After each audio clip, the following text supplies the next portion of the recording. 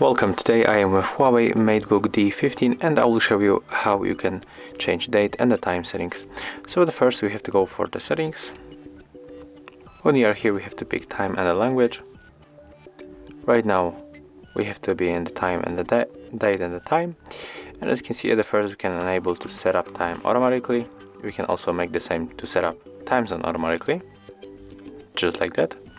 But if you want to set it manually you have to unselect these two options. And right now we can set the date and the time manually. So as you can see here we can change the month, day, year, and below we can change time, hours and minutes, and we can pick AM or PM. If you want to confirm changes, click here, and that's it.